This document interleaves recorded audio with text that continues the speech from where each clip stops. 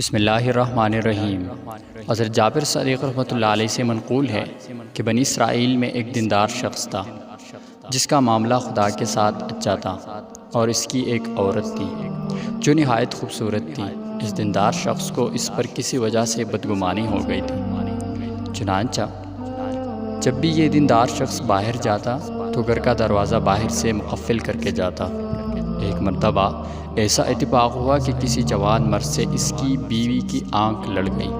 وہ ایک دوسرے سے محبت کرنے لگے، مگر باہمی معاملات کے بظاہر کوئی صورت نہ تھی۔ عورت نے کسی ذریعے سے باہر کی تالی کی ایک کنجی بنوا لی اور اس نوجوان کو بھجوا دی۔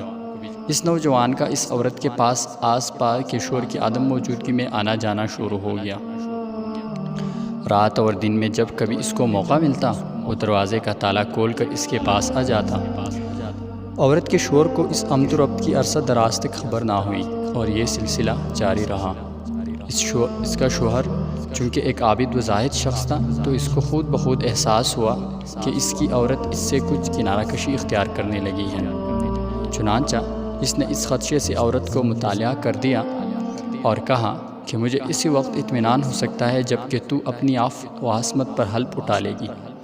عورت اس پر راضی ہو گئی اور کہنے لگی کہ جب آپ کا جی چاہے مجھ سے حلف لے لیجیے۔ جس شہر کا یہ واقعہ ہے وہاں ایک پہاڑ تھا اور اس کے قریب ایک نہر بہتی تھی۔ وہاں جا کر بنی اسرائیل قسم اور حلف اٹھایا کرتے تھے،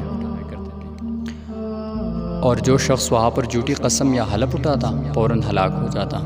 میاں بیوی کے درمیان حلف کی بات چیت کے بعد اس کا اشنا اس کے پاس آیا تو اس نے اس سے اپنا شوہر کی بدگمانی اور پہاڑ پر چل کر قسم کھانے کا قصہ سنایا۔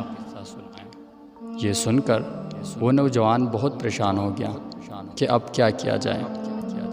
عورت نے اس کو تسلی دی اور کہا کہ گھبرانے کی کوئی بات نہیں، میں ایسی ترکیب کروں گی کہ سانپ بھی مر جائے گا اور لاٹھی بھی نہ ٹوٹے۔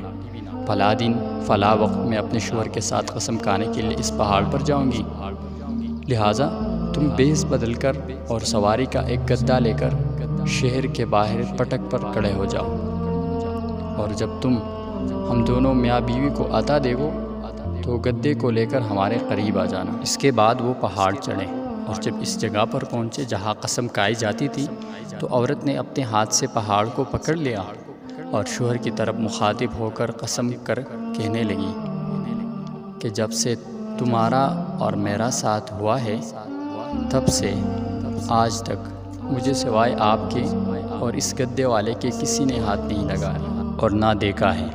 چونکہ یہ قسم ظاہر میں سچی تھی کہ سوائے اس کے شوہر اور اس کے بہروپیہ کے کسی تیسرے شخص نے نہ اس کو چھوا تھا، اس لیے وہ پہاڑ زور زور سے ہلنے لگا اور زمین میں دھس گیا، اور بنی اسرائیل اس کو بھول گئے۔ اس لیے خدا تعالیٰ نے فرمایا، ترجمہ: اگرچہ ان کفار مشرکین کی سازشیں ایسی تھی جن سے پہاڑ بھی اپنی جگہ سے ہل جائے۔ مزید اس طرح کی ویڈیوز دیکھنے کے لیے ہماری YouTube channel voice of Sameer کو سبسکرائب کریں اور ساتھ میں بیل آئیکن کے دبائیں اور ہمارے ساتھ جڑے رہیں۔